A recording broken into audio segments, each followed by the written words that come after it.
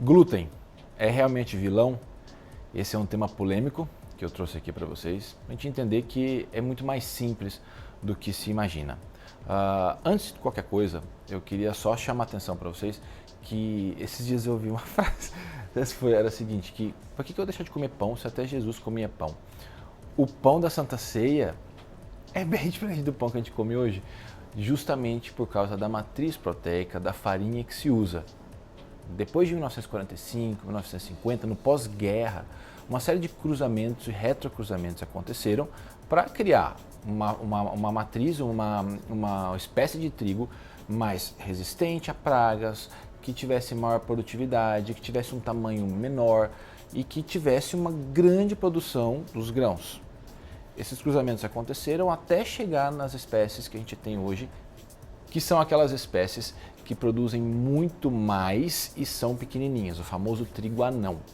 Qual é a característica desse trigo? Esse trigo tem uma maior concentração de proteína, tá? E essa estrutura quaternária, que é a última estrutura da proteína, ela é muito enovelada.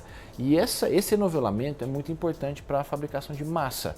Então o glúten, que é composto pela gliadina e glutenina, que são as proteínas que compõem o glúten majoritárias, elas vão ser responsáveis por interações intermoleculares que vão fazer uma massa.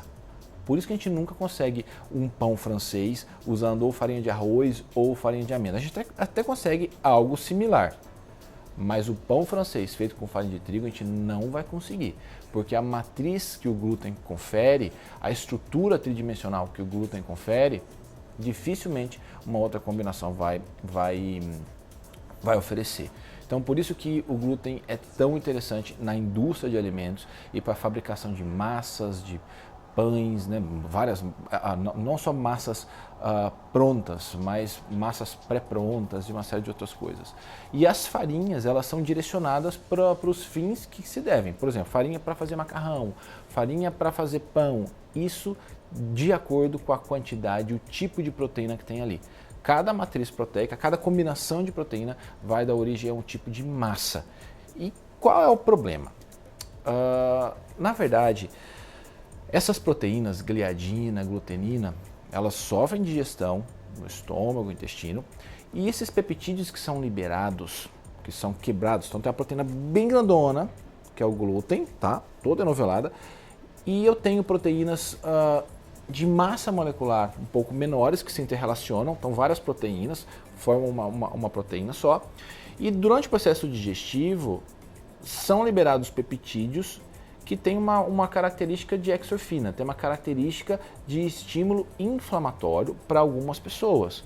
Por quê? Essas proteínas elas podem estimular alguns fatores como o NF-κB, interleucinas e desencadear uma resposta inflamatória. Então a gente já sabe que essas proteínas têm uma capacidade inflamatória, isso é fato. Fato é que cada pessoa responde de uma forma. Tem gente que fala, eu como pão, como farinha de trigo e não tenho problema nenhum. Eu acredito nisso. Só que o que acontece é que a resposta inflamatória ela vai acontecer. Só que nós respondemos de forma diferente, porque eu tenho uma carga genética que vai me direcionar na minha resposta imunológica, por exemplo. Então, se eu tenho muitos polimorfismos que fazem com que eu tenha uma resposta inflamatória exacerbada, se eu vou e coloco uma proteína como o glúten, que tem essa capacidade de exacerbar mais ainda a resposta inflamatória, eu estou colocando um alimento, um composto que vai me trazer prejuízo. Isso não é doença celíaca. Isso pode ser uma hipersensibilidade não celíaca, não é uma doença celíaca, é uma sensibilidade. Vou dar um exemplo. Vocês já devem, quem me segue no Instagram está acostumado, que sempre eu uso o exemplo das autoimunes. Então, na autoimune, existe um desequilíbrio do nosso sistema imunológico e algumas células aumentam e começam a desencadear uma resposta inflamatória. Uma pessoa que tem artrite reumatoide não deveria comer glúten. Ah, mas todas as pessoas que têm artrite reumatoide, Luciano Bruno? Sim, porque se a gente sabe que tem mais um gatilho, que a artrite reumatoide já é uma doença que vai levar a uma resposta inflamatória exacerbada e possivelmente dor, para que eu vou colocar mais um gatilho que pode aumentar esse estímulo inflamatório? Pode ser que não no primeiro momento, mas com a frequência de uso isso vai acontecer. Então, a hipersensibilidade não celíaca é muito mais comum do que a gente imagina e muito mais comum do que a própria doença celíaca. Muitas pessoas têm complicações intestinais, complicações inflamatórias intestinais,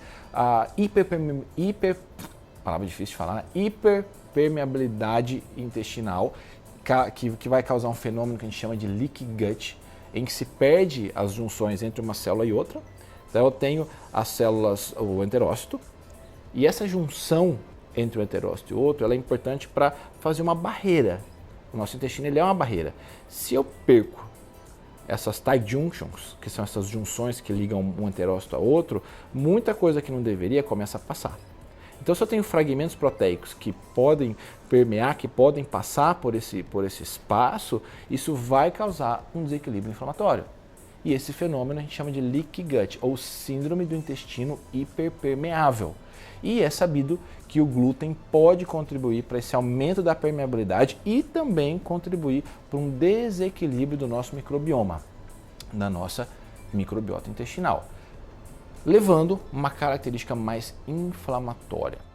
O ponto-chave do glúten é que ele pode ser um gatilho inflamatório.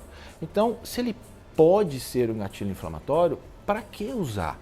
Se a gente já tem algumas complicações, como no caso do exemplo que eu dei na artrite, nas espondilites, nas colites, na rinite, na sinusite. Então, se isso existe, para que eu vou colocar um gatilho inflamatório a mais? Perceba o que eu falei, pode ser que aumente? Se existe, já só essa palavra pode, já é o motivo para a gente usar mais racionalmente. E aí vem uma outra pergunta.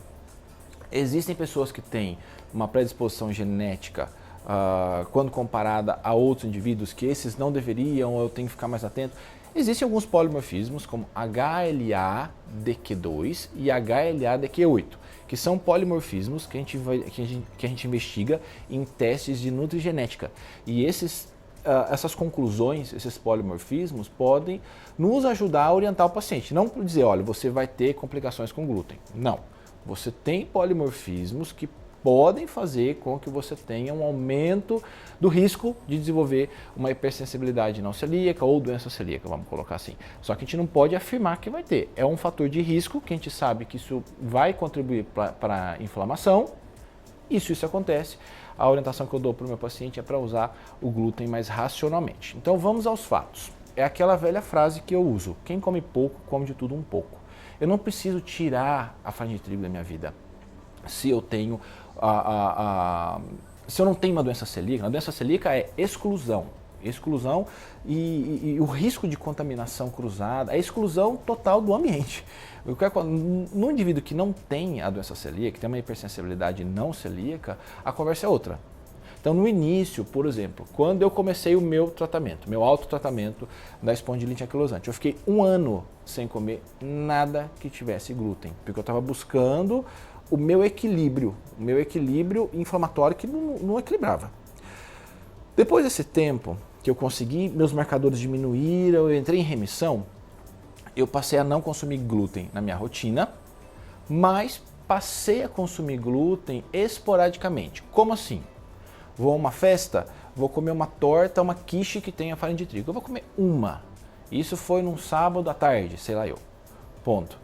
Eu não vou comer no domingo, eu não vou comer na segunda, na terça, na quarta. Isso não é frequente. Então, isso que a gente chama, esse 1 ano que eu cheguei, é para chegar no que a gente chama de fenótipo tolerogênico. Já falei isso em outros vídeos. E esse fenótipo tolerogênico é quando nos permite ter uma flexibilidade na dieta muito maior. Então, se vocês perguntarem, Luciano, Bruno, você consome glúten? Eu digo a vocês que na minha rotina, não.